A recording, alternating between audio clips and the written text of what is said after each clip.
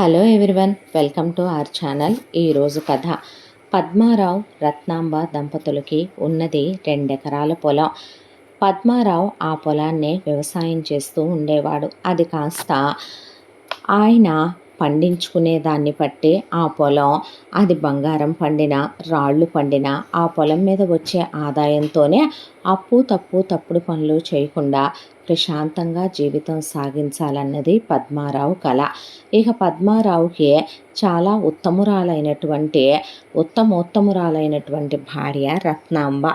ఆవిడ ఉన్న ఆ కొద్దిపాటి సంపాదన మొగుడు సంపాదించుకొచ్చి తీసుకొస్తే అందులోనే పొదుపుగా ఎంత అవసరమో అంతే తిండి గింజలు పండుతాయి. ఆ మిల్లులో ఆడిచ్చి బియ్యం తీసుకొస్తే దాంతో పొద్దున్నే టిఫిన్లు వండుకునేంత స్తోమతలు వాళ్ళకి లేకపోయినా ఆవిడ దాంతోనే కాస్త రవ్వలా విసిరి ఒక పూట ఉప్మా చేయటం, దాంతోనే కాస్త దోశలకి 4 ఆయన్నే మినపగింజలు ఆ పొలంలోనే ఒక మూలక చల్లమని, పెసరగింజలు చల్లమని, కంది గింజలు చల్లమని చక్కగా ఇంట్లోకి చుట్టూ కూరగాయ పాదులవి పెట్టుకొని 4 కోడి పిల్లల్ని పెంచుతూ కోడిగుడ్లని కాస్త వారానికి ఒక కోడిని కోసుకుని చిన్న తొట్టి లాంటి దాంట్లో 4 చేప పిల్లల్ని కాలువలో పట్టుకొచ్చి వదులుకొని చేపల కూరని అలా తింటూ కూడా కాస్త ఆరోగ్యంగా ఉండేవాళ్ళు. ఒక గేదె ఉంది, దాని పాలు వీళ్ళకి సరిపోయేవే.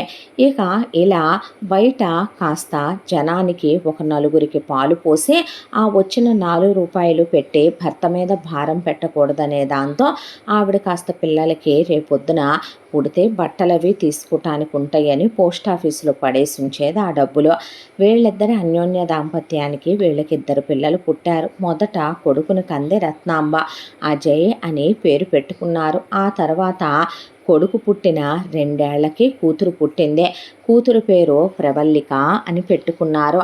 కాలచక్ర ప్రవాహంలో ఇలా రోజులు గడిచిపోతూ జీవితాలు ప్రశాంతంగా సాగిపోతూ ఉండగా పిల్లాడికి ఒక 8 సంవత్సరాల వయసు ఉన్నప్పుడు పద్మారావు అనుకోకుండా పడుకున్న మనిషి పడుకున్నట్టే ఆయన చనిపోయాడు, గుండె ఆగిపోయి. దాంతో ఆవిడ కుప్ప కూలిపోయినట్టు అయిపోయింది మనిషి. అంతలోనే చుట్టాలు బంధువులు చుట్టూ చేరి కొంతమంది పొలం అమ్మేసి ఆ డబ్బులేదో మాకు వడ్డీలకి ఇమ్మనమన్నారు, కొంతమంది పొలం మాకు లీజుకి ఇమ్మనమన్నారు, ఓ 10 ఏళ్ళు కౌలుకని రాసిమ్మన్నారు. ఇక పిల్లాడిని తీసుకొని మా ఇంటికి వచ్చి ఏదో చిన్న చితక పని చేసుకుంటూ అక్కడే ఉండు, నీ పొలం మీద డబ్బులేదో మాకే ఇవ్వు అని ఆవిడ్నే అనుకోను పని మనిషిగా, వంట మనిషిగా, పిల్లాడిని పాలేరుగా, పిల్లని మళ్ళీ తిప్పి ఇంకో పని మనిషిగా తీసుకెళ్తాం అన్నవాళ్లే వచ్చిన వాళ్ళంతా. ఆవిడ ప్రాణం విసిగిపోయిందే. నా పిల్లల్ని నేను బ్రతికించుకోగలను, మీరు నాకు ఇంత సాయం చేస్తానన్నందుకు మీకు ఎప్పటికీ రుణపడి ఉంటాను, వెళ్ళి రండి అని చెప్పింది వచ్చిన వాళ్ళనే. తినటానికి గతి లేకపోయినా అహంకారానికి ఏం తక్కువ లేదు అనుకొని వెళ్ళారు వచ్చిన వాళ్ళంతా. ఆ తర్వాత ఆ ఉన్న 2 ఎకరాల పొలాన్నే ఆవిడ కౌలుకిచ్చి ఆ పైన వచ్చే 4 రూపాయలు, దానికి తోడు ఇక ఎలాగో గేదె ఒకటి ఉంది, ఆవిడకి మెళ్ళో ఉన్నదే కాస్త గొలుసు కాకుండా నల్లపూసలు. ఆ నల్లపూసలతో ఇప్పుడు ఆవిడకి అవసరం లేదు. ఆ నల్లపూసలు తెగనమ్మి ఆవిడ ఇంకో 2 గేదెల్ని కొనుక్కొచ్చి పెట్టుకుందే. ఎవరు మనకి సహాయపడ్డా లేకపోయినా ఆవిడకి మిషన్ కుట్టడం రాదు, ట్యూషన్లు చెప్పేంత ఆవిడ చదువుకోలేదు, ఉద్యోగాలు చేసేంత చదువు ఆవిడకి లేదు. మంచో చెడు సొంతిల్లుందే, చుట్టూ 4 కూరగాయ పాదులు ఎక్కువేస్తే ఊరు ఎటు వాళ్ళది టౌన్కి దగ్గర. వాళ్ళ ఊళ్ళో చాలామంది స్కూల్ టీచర్లు, కాలేజీ కూడా ఉండేసరికి కాలేజీకి లెక్చరర్లు, దానికి తోడు ఆ ఊరి మీదుగా గవర్నమెంట్ ఉద్యోగాలు చేసుకునే వాళ్ళు వెళుతూ ఉంటారు. వీళ్ళ ఇల్లు హైవే పక్కనే ఆనుకొని ఉంటుంది కాబట్టి బయట ఒక టేబుల్ వేసి దాని మీద ఆవిడ ఆ కూరగాయలు ఫ్రెష్గా పెట్టే కూరగాయలు అమ్మబడును అని చిన్న అట్ట మీద రాసి పెట్టేదే.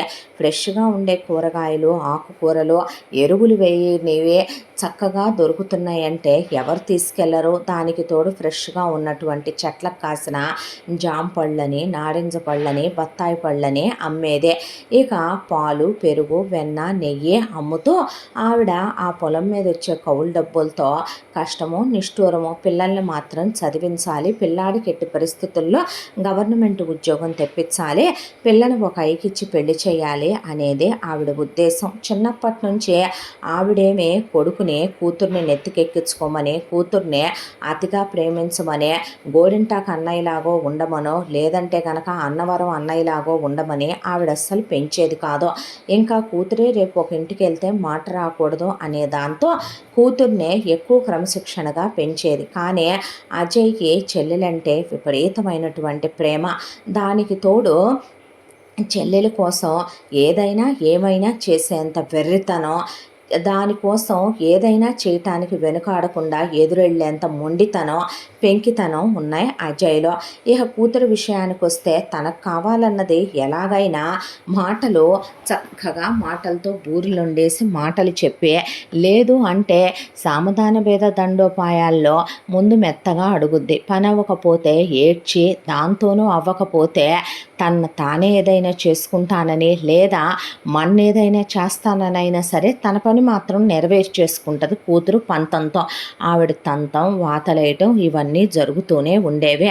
పిల్లాడికి చదువు కాస్త బాగానే అవ్వుద్ది, పిల్లకి చదువు అవ్వదు. ఆవిడేమి పెద్ద చదువులు చదివించాలనే ఉద్దేశంలో లేదు కాబట్టి రోజులు పిల్లలిద్దరినీ స్కూలుకు పంపుకుంటూ ఇలా గడిచిపోతూ అజయ్ది 10th అయిపోయి ఇంటర్ అయిపోయి ఆ తర్వాత డిగ్రీ కూడా అయిపోయాక పీజీ చేయమనమంది రత్నాంబ.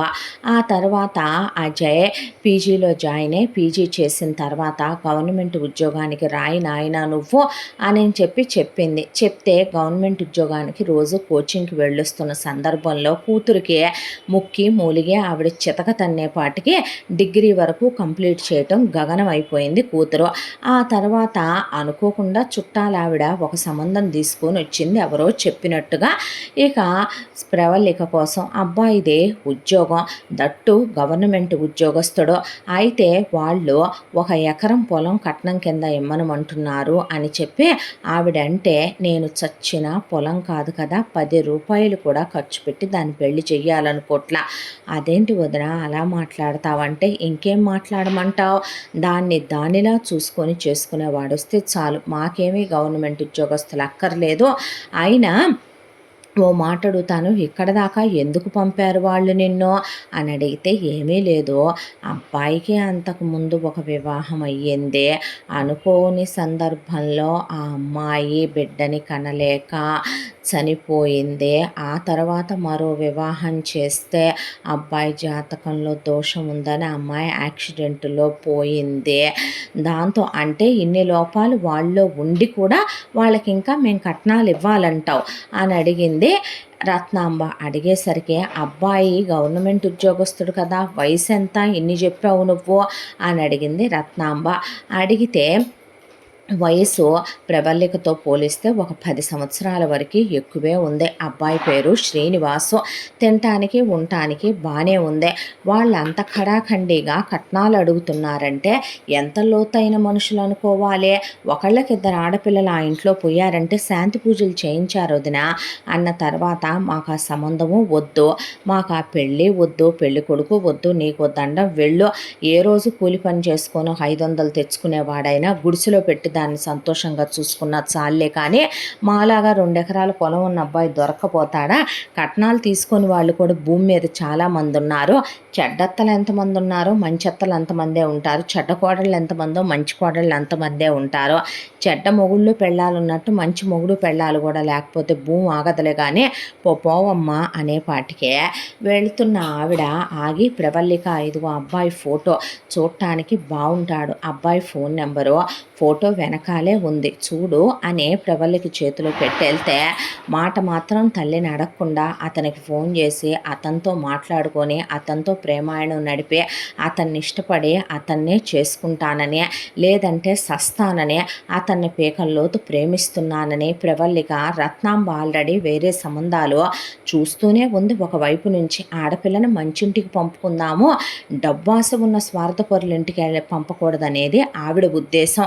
అయితే ఇలా కూతురు అడ్డం తిరిగిపోద్దని ఆవిడ ఎక్స్పెక్ట్ చేయలేదు. కూతురును కొడతంటే కొడుక్కి చెల్లెలంటే ప్రేమ పొంగిపోద్ది కాబట్టి అమ్మ ఎందుకు అలా కొడుతున్నావు అనేసరికి ఆ చుట్టపుదొచ్చి ఎందుకే ఉందయ్యా మీ అమ్మ 2 ఎకరాల పొలంలో వాళ్ళు ఎకరం పెట్టమన్నారు, ₹1 ఇవ్వకుండా ఆడపిల్లని అత్తారింటికి పంపుద్దంట, ఎక్కడన్నా ఉన్న వింతేనా ఏంది ఇది, మరీ కాకపోతేనో అనేపాటికి ఏమైందమ్మా ఇప్పుడు ఇస్తే నోరు మోస్తావా, నీకేం తెలియదు కానీ నువ్వు వాపు అనేపాటికి అసలైన న్యాయంగా మాట్లాడాలిరా, మీ నాన్న ఆ పొలం మీ అమ్మ పేరు మీదేం పెట్టలేదు, మీ నాన్న రేపు ఆ పొలము మీ అమ్మ ఎలా మాట్లాడొద్దు అనుకున్నాడో ఏమో నీ పేరు మీదే రాసిపోయాడు అనేసరికి నిజానికి పద్మారావు రాసిందెందుకో రేపొద్దున కూతురు ఎక్కడ గద్దలా తన్నుకుపోద్దోనని ఆయన కొడుకు పేరు మీద రాశాడు ఆ పొలాన్ని. అయితే పొలం తన పేరు మీదే ఉంది కాబట్టి ఎకరం పొలం అమ్మేసి డబ్బులు ఇక చెల్లెలు పెళ్లిలో వద్దని తల్లి ఎంత చెప్తున్నా వినకుండా ఇచ్చి ప్రవల్లికని శ్రీనివాస్కి వివాహం జరిపించాడు. అయిపోయిన తర్వాత చెల్లెలు మొగుడుతో కాపురం చేసుకుంటూ ఇక్కడికి పప్పు ఉప్పని వాటి కోసం వీటి కోసం అని వస్తే చెప్పు తీసుకు కొడతాను, పుట్టింటికి వచ్చావంటే పద్దాక పనికి మాలిందా, నీ మొగుడేమైనా అడుక్కు తింటున్నాడా, గవర్నమెంట్ ఉద్యోగం చేస్తున్నాడు, జీతం వస్తుంది, పై డబ్బులు వస్తున్నాయి, సొంత ఇల్లుంది, పొలాలున్నాయి, స్థలాలున్నాయి, ఇల్లు వేరే అద్దెలకు కూడా ఇచ్చించారు, నీ అత్తామావలు ఏమైనా పంపలేకుండా ఉన్నారని పుట్టింటికి వస్తున్నావేమే నువ్వు దోసుకెళ్ళటానికి అనేపాటికి దొంగతనంగా అజయ్ అవని ఇవని చెల్లెలకి ఇచ్చి రావటం, చెల్లెల్ని చూసి రావటం, చెల్లెలతో ఫోన్లు మాట్లాడటం, చెల్లెలు ఏదైనా అడిగితే తల్లికి తెలియకుండా అదని ఇదని సర్దుబాట్లు చేసి ఇచ్చొస్తూ ఉండేవాడు. నా గవర్నమెంట్ ఉద్యోగం వచ్చేస్తమ్మా, వచ్చేస్తే నువ్వేది కావాలంటే అదే కొనిస్తానని చెల్లెలకి హామీ ఇచ్చేలోపు చెల్లెలు గర్భవతి అయ్యింది. చెల్లెలు గర్భవతి అయిన తర్వాత సరే అజయ్ గవర్నమెంట్ జాబు రాసొచ్చాడు. రాసొచ్చిన తర్వాత రత్నాంబ పెళ్లి సంబంధాలు చూడటం మొదలుపెట్టింది. కొడుక్కే ఉద్యోగం రానివ్వండి అని ఒకవైపున అల్లుడంటే, ఏ మా అబ్బాయి ఉద్యోగానికేను నీకు ఏమైనా ప్రాబ్లం ఉందా ఏంటి అని అడిగేసరికి నాకేం ప్రాబ్లం అన్నాడు. అల్లుడు స్వార్థపరుడు, అల్లుడు చాలా దిగజారిపోయిన మనస్తత్వం గలవాడు. కూతురు పెళ్ళయిన తర్వాత బాగా స్వార్థపూరితంగా దోచుకు తినే రకంలా తయారైందని గమనించింది ఆవిడ. ఈ ఎకరం కూడా వీళ్ళు నిలవనివ్వరు, రేపు ఉద్యోగం వస్తే దోసు తింటారు, పెళ్లి చేస్తే బాధ్యత తెలుసుద్దే, పెళ్ళాన్ని వాడిని కలిపి దూరాభారం పంపించేస్తే దరిద్రం వదిలిపోద్ది, పుట్టింటికే రావాలి కాబట్టి ఏదైనా అవసరం ఉంటే ఇక్కడ తనేటు పప్పులు ఉడకనివ్వదు, కోడలికి ఇది పరిస్థితి అని చెప్పొచ్చు అనుకుంది ఆవిడ. దాంతో సంబంధాలు వెతకటం మొదలు పెడితే ఒక సంబంధం దొరికిందే. పిల్ల పేరు ఆరాధన, చూడటానికి చక్కగా బొమ్మలా ఉంది పిల్ల. వాళ్ళు బిలో మిడిల్ క్లాస్ ఫ్యామిలీ. ఒక రకంగా చెప్పాలంటే మగపిల్లాడి కోసమని 6 మంది ఆడపిల్లల్ని కన్నారు. తర్వాత మగపిల్లాడు పుట్టాడని ఆపుకొని సచ్చారా, ఆ తర్వాత 4 మగపిల్లల్ని కని వెరసి 10 మందిని చేశారు. ఆరాధన వాళ్ళల్లో ఒకటి. ఇక పిల్ల ఇంటర్మీడియట్ వరకు చదువుకుంది, మిషన్ కుట్టడం వచ్చు, ఇంటి పని వంట పని చేసుద్దే.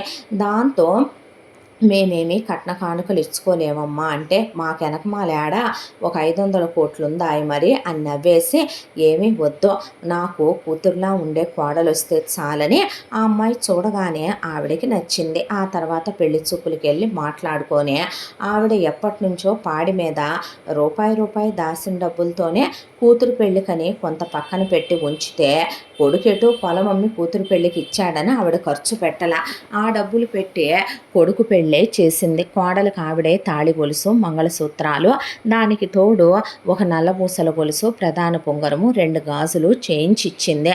ఇచ్చి పెళ్లి బట్టలు అవి తీసుకొని పెళ్ళి అయిపోయింది. పెళ్ళి అయిపోయిన తర్వాత ఇంతెత్తు కడుపేసుకొని నిండు నెలలో కూతురు పెళ్ళికి వచ్చింది. వచ్చే నాకందరూ ఆడపడుచు కట్నాలు ఇవ్వలేదంటున్నారు, అదంటున్నారు, ఇదంటున్నారు అని కూర్చొని శుభమా అంట పెళ్ళైతే పెళ్ళైన ఇంట్లో ముక్కులు చీదిపోసి కడుపుతో ఉన్న దాన్ని నా పుట్టిల్లు బాగుపడాలనుకోవాలి కానీ ఆడపడుచు కట్నం ఇవ్వకుండా వచ్చినా ఇదేం బాగుపడుద్ది, దీని పసుపు కుంకాలు ఏం నిలుస్తాయి, కడుపుతో ఉండంటున్నాను, నాశనం అయిపోతారు నన్ను క్షోభ పెడితే అనేసరికి చెంప చెళ్ళు అనిపించింది రత్నాంబ ప్రవల్లికదే.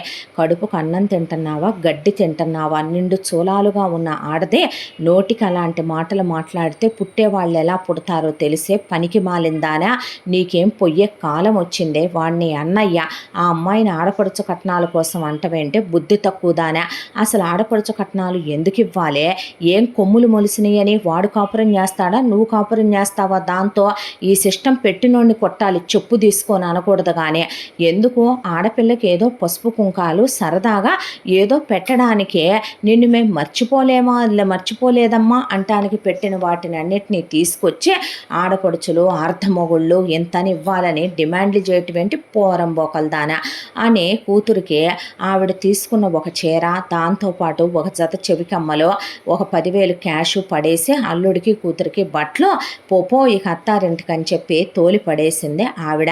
నా మొదటి పురుడు ఎవడు పోయాలి, ఎకరం డబ్బులు అమ్మించుకొని తీసుకున్న నీ మొగుడు పోయాలి, ఎవడు పోయాలి పోవే అందావిడ. అన్న తర్వాత అజయ్కి ఆరాధనకి శోభన ముహూర్తాలు చూస్తుంటే కుదరలేదు. నెల రోజుల తర్వాత శోభన ముహూర్తాలు ఉన్నాయి అన్నారు.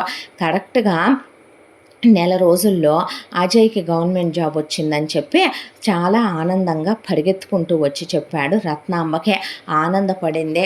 కోడలు ఏమంటా వచ్చిందో అదృష్టవంతురాలమ్మ అని చుట్టుపక్కల వాళ్ళంతా కూడా అన్నారు. అన్న తర్వాత పోస్టింగ్ ఎక్కడికి రా అంద రత్నాంబ. అంటే నేను ఇక్కడికే వేయించుకుందాం అనుకుంటున్నానమ్మా, లేదా చెల్లి వాళ్ళ ఊరు అనేపాటికి నీకెక్కడికి వచ్చిందని అడుగుతున్నాను అనేపాటికి హిమాచల్ ప్రదేశ్ దగ్గర వచ్చిందమ్మా, పర్లేదు అక్కడికే నువ్వు అమ్మాయిని తీసుకొని మనుగుడుపులు అయిపోయిన తర్వాత వెళ్ళిపో, నేను తర్వాత కాస్త పరిస్థితులు అవి కుదురుకొని పాడేది తీసేసి ఆ తర్వాత అమ్మాయి దగ్గర నీ దగ్గరే ఉండటానికి వస్తాను, నేను ఒకటే అయిపోద్ది కదా అమ్మాయి అని ఆవిడ ఎక్కడ కూతురు దోచుకు తింటుందోనని పాపం ముందే అడ్డమేసింది. అది కాదమ్మా అంటే, ఏది కాదురా వినవా నా మాట అన్నది. అనేసరికి సరేలే అనే చెల్లెల మొగుడికి చాలా ఆనందంగా ఆ మాట చెప్పాడు. అబ్బో పెద్ద పోస్టే వచ్చిందిగా నాకన్నా నీకు అన్నాడు శ్రీనివాసు.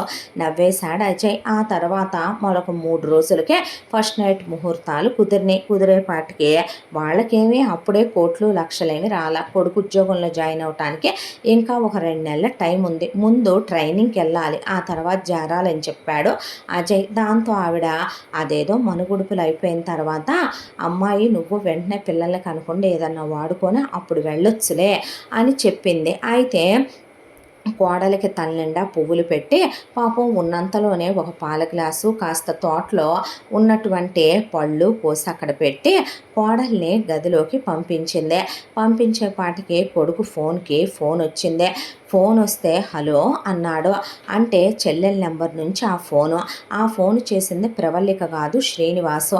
ఏమైంది బావా అని అడిగితే, ఏం చెప్పను బావా, మీ చెల్లెలకి ఉన్నట్టుండే ఆకలేస్తుంది అని చెప్పి ఫాస్ట్గా నడుచుకుంటూ వంటగదిలోకి వెళ్తుంటే కింద నూనె పడిందంట, కాలు జారి పడేసరికి బ్లీడింగ్ అవుతుంది, నొప్పులు స్టార్ట్ అయినాయి, డాక్టర్లు 5 లక్షలు అవుతాయి అన్నారంట. ఇప్పటికిప్పుడు అంత డబ్బులు నా దగ్గర ఎక్కడయ్యే, అయినా మొదటి కాన్పు మీదే కదా, మేం పెట్టుకోవటం ఏంటి, మీ చెల్లెల పరిస్థితి వచ్చే ప్రాణం పోయే ప్రాణం అన్నట్టుగా ఉందని చెప్పి శ్రీనివాస్ ఫోన్ పెట్టేసేపాటికి అక్కడ ఉన్న నర్సు డాక్టర్ కూడా నిర్ఘాంతపై చూశారు. నిజానికి ప్రవల్లికకి వచ్చింది నార్మల్ పురిటి నొప్పులు. అక్కడ మొత్తం డెలివరీ అయినా కూడా అయ్యేది ఒక 50,000. అబద్ధం ఆడి వీళ్ళ దగ్గర నుంచి డబ్బులు దోచేయటం మొదలు పెట్టాలని మొగుడు పెళ్ళం ప్లాన్ వేసుకొని ఆడిన డ్రామా ఇది. దాంతో చెల్లెలు ప్రాణాపాయ పరిస్థితిలో ఉందని శోభనం గదిలోకి వచ్చిన పెళ్ళాన్ని పక్కకు తోసేస్తే అమ్మాయి చేతిలో పాల గ్లాస్ కింద పడిపోయింది. బయటికి పరిగెత్తుకుంటూ వస్తే, అలా రాకూడదురా, బయట గాలి వర్షం దుమ్ము దుమారం, ఎక్కడికి వెళ్తున్నావురా అని రత్నాంబన్న వినకుండా, చెల్లి ప్రాణం వచ్చేలా పోయేలా ఉందంటమ్మా అంటే, అదేమీ పోదలేరా, అలాంటి దెయ్యాలు మందిని మింగే మహమ్మారులు అంత తొందరగా పోవంటే నువ్వు ఆగమ్మా, పొలం కాగితాలేవి ఎందుకురా, పొలం కాగితాలు ఉంది ఒక్క ఎకరమేనైతే అని ఆవిడంటే, నువ్వేం మాట్లాడకమ్మా ఇంకా అని చెప్పి ముందు ఆవిడ బొడ్లో తాళాలు లాక్కొని బీరువా తాళాలు తీసి పొలం కాగితాలు తీసుకెళ్ళి ఆ ఊళ్ళో డబ్బులు తాకట్టుకిచ్చే ఒక ఆయన, పాపం ఆయన కూడా బయట గాలి వర్షం ఉందని ఇంట్లో అన్నం తింటంటే ఆయన అన్నం వేయించి లేపి చేయి గడిగిచ్చి మరీ ఆయనకి తనే నోటు రాసిచ్చి తనే ఆయనకి పత్రాలిచ్చి ముందు 5,00,000 అన్నాడు. ఏమో ఎటు తిరిగి ఎటు అవసరం అవుద్దోనని చెప్పి 10,00,000 రూపాయలు ఆ పొలం మీద తీసేసుకొని, నేను అవి విడిపించి పొలం కాగితాలు తీసుకుంటాలే బాబాయ్ ఉంచని బండి మీద చాలా ఫాస్ట్గా ఆ వర్షంలో శోభనం బట్టల్లో అలా బయలుదేరుకుంటూ వెళ్ళాడు అజయ్. వెళ్ళేసరికి ఆ వర్షం ఒకవైపున కళ్ళల్లో ముళ్ళు గుచ్చుతున్నట్టే పడుతూ ఉండేసరికి ఎదురుగా లారీ వస్తుంది. లారీ అతను హారన్ కొడుతున్నా సరే ఫాస్ట్గా వెళ్ళాలి అని చెప్పి తనే రాంగ్ రూట్లో అడ్డెళ్ళాడు. లారీ వెళ్ళిందాకా ఆకుండా అజయ్. దాంతో లారీ గుద్దటంతో స్పాట్లో చనిపోయాడు. చనిపోయిన అజయ్ శవాన్ని తీసుకొని తెల్లగుడ్డ కప్పి తీసుకొచ్చి ఇంటి ముందు పడుకోబెట్టారు. రత్నాంబ కుప్ప కూలిపోయింది. ఆరాధనకి ఏం మాట్లాడాలో అర్థం కాల. అల్లుడు ఏడింకా బావ రాలేదేంటి, డబ్బులు తెస్తానన్నాడు అత్తయ్య అని వచ్చి, అయ్యయ్యో పోయాడా అని, ఎక్కడ పోయాడు, డబ్బులు ఎక్కడ పడ్డాయి, డబ్బుల కోసం వెళ్ళాడన్నారు అని వెళ్ళి ఎత్తుక్కొని ఆ 10 లక్షలు శ్రీనివాస్ వాళ్ళు తీసుకొని వెళ్ళిపోయారు. ఆ తర్వాత ఆ అమ్మాయికి అసలు ఏం స్పందించాలో కూడా అర్థం కాల. పెళ్లి చూపుల్లో మాట్లాడింది ఏమీ లేదు. నేను ఇది చదువుతున్నాను, గవర్నమెంట్ జాబ్కి రాశాను. ఇక ఆ తర్వాత పెళ్లిలో మాట్లాడింది లేదు. ఫస్ట్ నైట్ అయ్యేలోపు ఓ 4-5 సార్లు కావాలా మనం ఉద్యోగం వస్తే చెల్లి వాళ్ళ ఊర్లో ఉందాము లేదా ఈ ఊర్లో ఉందాం ఈ చెప్పాడు తప్ప ఆ అమ్మాయిని ఇష్టపడుతున్నాననో ప్రేమిస్తున్నాననో ఎప్పుడూ చెప్పింది కూడా లేదు. ఆవిడ చెల్లెల మీద ప్రేమ ఉండొచ్చు, కానీ ఆ ప్రేమ చివరికి వాళ్ళు చెప్పేది నిజమా అబద్ధమా అనేది అర్థం చేసుకోలేనంత మూర్ఖత్వపు స్థాయికి పెరిగిపోయే అహంకారం తలతెక్క ప్రతి దాన్ని కూడా పెడసరంగా తీసుకోవటం. చివరికి చేసుకుందేంటే మూర్ఖత్వంతో అంతా గవర్నమెంట్ ఉద్యోగం వచ్చి పెళ్ళై ముక్కుపచ్చలారకుండా పెళ్ళాం ఒంటి మీద చెయ్యి కూడా వేయకుండా కాదని ఎంత గాలి వర్షం తుఫాన్ వస్తుంటే ఎవడైనా వెళతాడా? వెళ్ళి నిట్ట నిలువున ప్రాణం తీసుకొని శవమై వచ్చిన కొడుకుని చూసే ఆవిడకి ఏం మాట్లాడాలో అర్థం కాల. కోడలు ఏడుస్తూ కూర్చుండిపోయింది.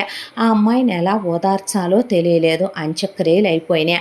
అంతా దాంట్లో ఆరాధన వాళ్ళ అమ్మ నాన్న ఆ అమ్మాయిని ఎక్కడ వెనక్కి తీసుకెళ్లాల్సి వస్తుందో అని వీళ్లతో మంచోళ్ళు అనిపించుకోవాలని బిడ్డొచ్చిన వేళ గొడ్డొచ్చిన వేళ అని దీన్నిచ్చి చేసే వదిన గారు, మీ కొడుకుని ఇది మింగేసింది, ఉంచుకుంటే మీరు ఉంచుకోండి, మీ ఇంట్లో పని మనిషిగా పడుంటుంది, లేదంటే మిషన్ కుట్టుకోవటం వచ్చో ఎక్కడో ఓ చోట విధవరాళ్ళందరూ ఉంటారుగా ఈ స్త్రీ సంక్షేమ దాంట్లో ఓ గృహంలో వదిలేయండి అని చెప్పి దులుపుకొని వెళ్ళిపోయారు వాళ్ళు.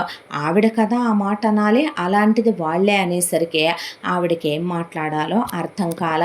కోడలికి ధైర్యం చెప్పిందే, నువ్వు నార్మల్గా ఉండమ్మా అని చెప్పింది. సూత్రాలు తీసేసి మెళ్ళో గొలిసేసుకో, నువ్వేమీ తెల్ల చీరలు కట్టుకోవద్దు, మామూలు చీరలు కట్టుకోమ్మా, నీ ఆడపడుచులా ఉండు, ముఖాన బొట్టు పెట్టుకో తల్లి, ఆ బొట్టేమీ మొగుడు తేలేదు కదా, నీ కాలి మెట్టెలు తీసేయమ్మా, నీ కాలు పట్టీలు మొగుడు తేలేదుగా, నీ చేతి గాజులు నీ మొగుడేసి కాదుగా, వాడు కట్టిన సూత్రాల వరకు తీసేసే చాలమ్మా, నొసట్లో సింధూరం పెట్టాడు అది తీసుకెళ్ళాడు, కుంకుమ తీయాల్సిన అవసరం ఏం లేదు తల్లి, తల్లో పూలు పెట్టుకొని నువ్వు నిండుగా ఉండంటే ఆ అమ్మాయికి అత్తగారినే నిజంగా ఆవిడ గొప్ప మనసుని ఎలా అర్థం చేసుకోవాలో ఆ అమ్మాయికి అర్థం కాల. ఎవరు అవునన్నా ఎవరు కాదన్నా ఎవరు వద్దన్నా లేదన్నా వాడు ఉన్నా లేకపోయినా నువ్వు నా కూతురుతో సమానం అమ్మా అని ఆ అమ్మాయి ఆవిడ కలిసి పడుండి ఇలా అజయ్ పోయే 1 నెల రోజులు అయిపోయింది. వాళ్ళు ఇంకా దిగుల నుంచి తేరుకున్నదే లేదు. ఈలోపు ప్రవల్లిక కనేయటం, ప్రవల్లికకి ఒక కూతురు పుట్టడం, ఆ తర్వాత తలకు గుడ్డ కట్టుకొని ఆ పుట్టిన పిల్లని తీసుకొని వచ్చింది. వచ్చేసరికి నీ దినం బెట్ట, నీ వల్లే కదే, నువ్వు మనిషివా పశువా పాపిష్టిదానా, నీకేం పొయ్యే కాలం వచ్చిందనే నా కొడుకుని మింగి నా కడుపు గాల్చావు, నువ్వు బాగుపడతావంటే అని అడిగితే ఇలా జరుగుద్దని ఎవరు ఊహిస్తారమ్మా, అన్నయ్యకి ఇలా అవుతుందని నేను అనుకుంటానా అమ్మ అని మొసలి కన్నీళ్లు కార్చి దొంగ నాటకాలు వేసిన తర్వాత ఇక వదిన నా కోసం కాస్త పాలు కలిపివ్వవు, ఆకలిస్తుంది, టిఫిన్ చేసి పెట్టవు అంటే ఆ అమ్మాయి వంటగదిలోకి వెళ్ళింది. ఆ అమ్మాయిని అటు వెళ్ళనిచ్చే, దీని గురించి ఏం ఆలోచించావమ్మా, దీని అమ్మా బాబులు దీన్ని వదిలిచ్చేసుకొని పోయారంటగా, ఒక పని చేయవే, ఉన్నన్నాళ్ళు దీనికి మిషన్ కుట్టడం వచ్చంట, కుట్టించు, డబ్బులు వస్తాయి, ఆ తర్వాత నెక్స్ట్ వచ్చేసి ఇంకో ఇంకొక 4 గేదెల్ని తీసుకొని దీంతో గొడ్లకాడ చేయించు, ఇక కోళ్ళని, కుక్కలని, మేకలని, గొర్రెలని పెంచిచ్చు, దానికి తోడు చుట్టుపక్కల కూరగాయలు వేయించి అమ్మిచ్చు, దాంతోపాటు దీన్ని ఉద్యోగం ఎక్కడన్నా ఉంటే పంపించు. ఇక ప్రతి నెల కూడా సొంతిల్లే కాబట్టి అద్దె కట్టే పని లేదు కాబట్టి అమ్మ, అన్నయ్య తాళి కట్టాడు, అది ఇప్పుడు ఇంట్లోనే పడుండాలి, ఎక్కడికి పోయే ఛాన్స్ కూడా లేదు, ఇంకో పెళ్లి చేసే ఉద్దేశం మనకు అస్సలు లేదు, కాబట్టి దాన్ని ఇంటి పట్టునే పడుండేలా చేసి ఆ తరువాత నువ్వు ఉన్నన్నాళ్ళు నీ సేవ చేసుకుంటూ అలా ఉంచుకో, ఆ తర్వాత నువ్వు పోయాక ఈ ఇల్లేటు నాకే రాస్తావనుకో, ఈ ఇంటి ఖరీదు ఇప్పుడే ఎలా లేదన్నా కూడా 30-40 లక్షలు ఉంటుందన్నాడు మా ఆయన శ్రీనివాసు. నువ్వు ఇంకో 10 ఏళ్లకో 15 ఏళ్లకో పోవా, అప్పుడుకో 50 లక్షలు 70 లక్షలు అవుద్దిలే, హైవే పక్కనే ఉందిగా, నాకు రాసేస్తే ఓ ₹1,00,000 దీనికి ముష్టేసి గెంటేస్తాను అప్పుడు నేను.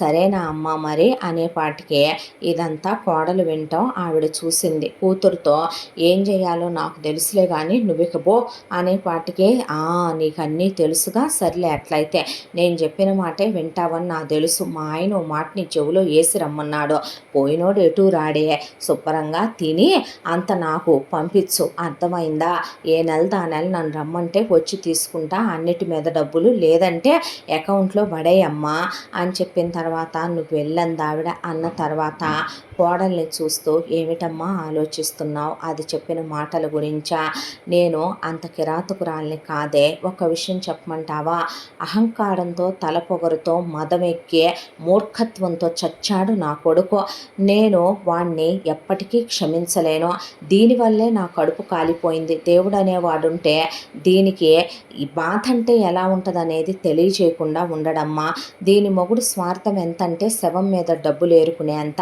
వీళ్ళ నాశనానికి వీళ్ళే ముహూర్తాలు పెట్టుకునే మనుషులు వీళ్ళు, నా వరకు నేను మాత్రం నువ్వు బాగుండాలని కోరుకుంటున్నాను తల్లి అని, ఓ పని చేయరాదా అమ్మ, పోనీ చదువుకుంటావా, చదివిచ్చేదా అని అడిగితే, వద్దత్తయ్య, నేను ఇక్కడికి పక్కనే కదా టౌను, నేను అక్కడికి వెళ్ళి ఒక ఉద్యోగం చూసుకొని ఇంటర్ వరకు చదువుకున్నాను కదా, నేను రోజు ఉద్యోగానికి వెళ్ళొస్తాను, కాస్త మనసు ప్రశాంతంగా ఉంటుంది అనేపాటికే, సరేనమ్మా అని పెళ్ళిళ్ళ పేరైన రమ్మనమని పిల్లకి పెళ్లి చేయాలనుకుంటున్నాను, జరిగిన విషయం దాయాల్సిన అవసరం లేదు, మంచి సంబంధం చూసి తీసుకురా, ఈ ఇల్లు నేను కూతురికి ఇద్దామనుకోట్లా, అమ్మితే 40 దాకా వస్తాయి, ఇక నేను 10 ఉంచుకొని పిల్లకి 30 ఇస్తాను, నేను ఆశ్రమానికి వెళ్ళిపోతాను, ఇక నేనే దానికి అత్తనైనా అమ్మనైనా అనేపాటికి ఒక పోరం బోకల పనికి మాలిన ఎదవ సంబంధం తెచ్చాడు ఆ పెళ్ళిళ్ళ పేరయ్య. ఆ వచ్చిన వాళ్ళు కూర్చొని ఇక ఇంటి డాక్యుమెంట్లు చూస్తున్నారు. ఆ అమ్మాయినే, నిన్నేమైనా నీ మొగుడు టచ్ చేశాడా, కిస్ చేశాడా, నీ మొగుడు నిన్నేమైనా హగ్ చేసుకున్నాడా అని అవతలోడు అడుగుతుంటే ఆ అమ్మాయికి అసలు ఏమీ అర్థం కాల. ఎవరు వీళ్ళంటే పెళ్లి సంబంధం వాళ్ళమ్మ, ఉద్యోగం చేసుకుంటున్నాడంట, కాస్త బాధ్యతల వల్ల ఇప్పుడు దాకా పెళ్లి చేసుకోలేదంట, నిన్నిచ్చి చేద్దామని, ఇంటి కాగితాలు ఏంటత్తమ్మ, ఇల్లు నీకే ఇద్దామనుకుంటున్నాను తల్లి అనేపాటికి అమ్మాయి కాగితాలు లాక్కొని ముందు బయటికి నడవండి మీరు అనేపాటికి, ఏమే సెకండ్ హ్యాండ్ దానివి అంత బలుపు నీకు అనేపాటికి చెప్పుతో కొట్టింది పెళ్లి కొడుకుని. ఆ తర్వాత వాళ్ళు వెళ్ళాక, చూడండి అత్తమ్మ, ఇప్పుడే నేను వేటికి రెడీగా లేను, మీ అబ్బాయిని అసలు ఏమనుకోవాలి, చెల్లెళ్ళ మీద ప్రేమ ఉండేవాళ్ళని, అక్కల మీద ప్రేమలు ఉండేవాళ్ళని, అమ్మల మీద ప్రేమలు ఉండేవాళ్ళని పెళ్లి చేసుకోవటమే తప్పని, ఇలాంటి వాళ్ళనే మమ్మ పప్పా బాయ్స్ సిస్టర్ బాయ్స్ అంటారులే, చేసుకోకూడదని ఇంకోసారి మీ అబ్బాయి రుజువు చేసిపోయాడు, శోభనం గదిలో పెళ్ళాన్ని తోసేసి చెల్లెలికి పురిటినొప్పులు అనగానే పరిగెత్తుకెళ్ళాడంటే మీ అబ్బాయి మనసు ఎలాంటిదనేది అర్థం చేసుకోకుండా పెళ్లి చేసుకొని విధవరాలనే ముద్ర ఎంచుకుంది, కన్యత్వం కూడా పోకుండా నేను ఇప్పుడు జరిగింది మర్చిపోవటానికే, నా గుండె తీసుకోవటానికే టైం పట్టుద్ది, ఇలాంటి చెత్త ఎదవల్ని పెళ్లి చేసుకొని మళ్ళీ నేను కన్నవాళ్ళు ఎటు వద్దనుకున్నారు, నువ్వు వద్దనుకుంటున్నావా అత్తమ్మ, అది కాదమ్మా, లేదు కదా, మరి నాకు నువ్వు నీకు నేను మిగిలాంగా, ఇప్పుడు నేనెటు ఉద్యోగానికి వెళ్ళొస్తున్నానుగా, నాకంటూ 4 రూపాయలు వస్తున్నాయి, మనసు ప్రశాంతంగా ఉంది, నువ్వు బాధపడి నన్ను బాధ పెట్టొద్దు అనేసింది ఆరాధన. ఆ తర్వాత ఇక ఆవిడేమీ మాట్లాడలేదు. ఆరాధన రోజు టౌన్‌కి ఉద్యోగానికి వెళ్ళొస్తూ ఇంట్లో కావలసినయి రత్నాంబ ఏదైనా తీసుకురామ్మా అంటే నెలలో ఒక 10, 15 సార్లు ఆవిడ రోజు ఏదో ఒకటి మర్చిపోద్ది. జ్ఞాపకం ఉండదు. అమ్మా ఇదిగో శనగపప్పు మర్చిపోయానే, మినపప్పు మర్చిపోయానమ్మా. ఉన్నది ఇద్దరేగా కడుపు నిండా తినేవాళ్ళు. అమ్మా బ్రెడ్ ప్యాకెట్ తీసుకురావే, అమ్మా గుడ్లయిపోయినాయి చూడవే, అమ్మా అయి కావాలి తీసుకురావే అని ఆ అమ్మాయికి ఫోన్ చేసి చెప్తే వచ్చేటప్పుడు ఒక పచారీ షాపుకు వెళ్ళి అవి తీసుకొని ఇంటికొచ్చేది ఆరాధన. అలా ఆ షాపులో ఒక అబ్బాయి ఉంటాడు. ఆ అబ్బాయి పేరు సురేష్. ఆ అబ్బాయి ఏ ఊరు నుంచి వస్తున్నారండి, ఇక్కడ ఏం చేస్తున్నారు అని అడిగితే ఆ షాపు ఓనర్ అతను. ఆరాధన వెళ్ళినప్పుడల్లా మంచి సరుకులు ఇస్తాడని అతనితో ఒక మంచి పరిచయం.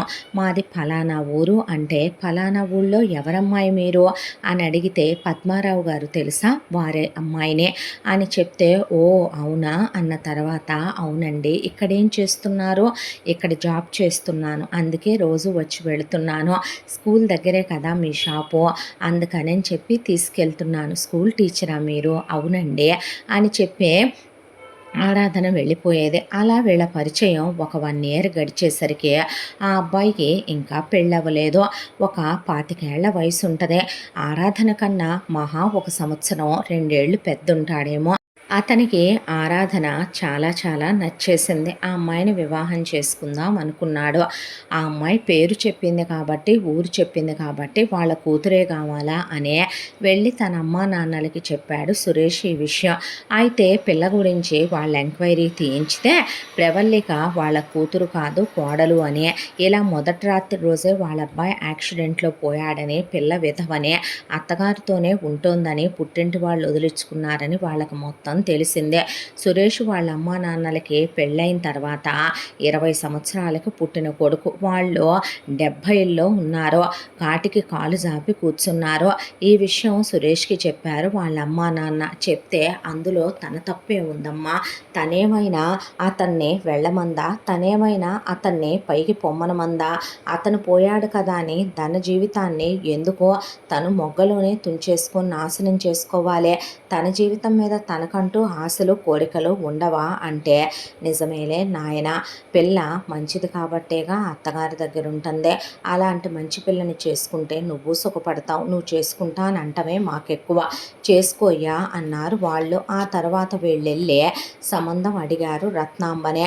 రత్నాంబ ఇల్లిస్తానయ్యా అమ్మి డబ్బులంటే వద్దమ్మా, నా భార్యను నేను పోషించుకోగలను, నేను పెట్టుకుంది సొంత కొట్టే, అది ఇంకొంచెం పెద్ద చేద్దాం అనుకుంటున్నాను, కాస్త సూపర్ మార్కెట్లా చేయాలనేది నా కోరిక, ఇద్దరం కలిసి చూసుకుంటాము, అమ్మా నాన్నలకు ఒక 5 ఎకరాల పొలం ఉంది, నేను ఒక్కడనే కొడుకుని, 2 అంతస్తుల సొంత ఇల్లు ఉంది, ఒక అంతస్తు అద్దెకిచ్చి ఒక అంతస్తులో మేము ఉంటున్నాం, పైన గోడౌన్ కని నా సరుకులకి వేయించుకున్నాను, మాకు తినటానికి ఉండటానికి ఏ లోటు లేదు, నా భార్య కోసమని మా అమ్మ 25 తులాల బంగారం కూడా చేయించి పెట్టింది, తన నాకిచ్చి చెయ్యండి, అంతకన్నా ఏమీ వద్దమ్మా అంటే ఈవేళ సంబంధం ఎందుకో నాకు చాలా నచ్చింది తల్లి, నువ్వు కాదంటే నా మీద ఒట్టేనమ్మా, అబ్బాయిని చేసుకో అనే రత్నాంబ ఆరాధన చేతులు పట్టుకుంది. పట్టుకునేసరికి ప్రార్థనగా ఆవిడ అడుగుతుంటే ఒక్క నిమిషం ఆగండి అత్తమ్మ అని చెప్పి సురేష్ గారు మీతో ఒక విషయం మాట్లాడొచ్చా చెప్పండి అన్నాడు. మిమ్మల్ని వివాహం చేసుకోవటానికి నాకు ఎలాంటి అభ్యంతరం లేదు, ఎందుకంటే మీ మంచి మనసు నేను ఒక ఏడాదిగా చూస్తూనే ఉన్నాను, కానీ నేను వచ్చేటప్పుడు రత్నాంబ గారిని కూడా మా అమ్మ, ఇప్పుడు ఆవిడ నాకు అత్త కాదు, నా తల్లిగా నేను తీసుకొచ్చి నా దగ్గరే ఉంచుకోవాలనుకుంటున్నాను, దానికి మీరు అనుమతి ఇచ్చేటట్లయితేనే నేను పెళ్లి చేసుకుంటా, లేకపోతే చేసుకోలేనేమీ అనుకోవద్దు అంటే చుట్టుపక్కల వాళ్ళు పిచ్చి పట్టిందా పిల్ల నీకు, ఒకసారి జీవితంలో వాడి దారిన వాడు పోయాడనుకో అజయ్ మళ్ళీ కోరి వెతుక్కుంటూ వీళ్ళొచ్చి కానీ కట్నం వద్దు చేసుకుంటామంటే బంగారం పళ్ళెంలో తినే అవకాశం వస్తే కాల్దన్నుకుంటానంటావేంటే, రత్నాంబదేముందే అవసరమైతే కూతురు దగ్గరికి వెళ్ళుద్ది, లేదంటే గనక ఏ ఆశ్రమంలోనే చేరుద్ది, మేమంతా లేమా ఇరుగు పొరుగు ఇక్కడే పడుంటదే, ఏ వయసు అయిపోయిన తర్వాత ఇక ఏడకో చోటకి ఎవరమైనా చేరుకోక తప్పదు కదా, నీ బతుకు నువ్వు చూసుకోక రత్నాంబ గురించి నీకెందుకు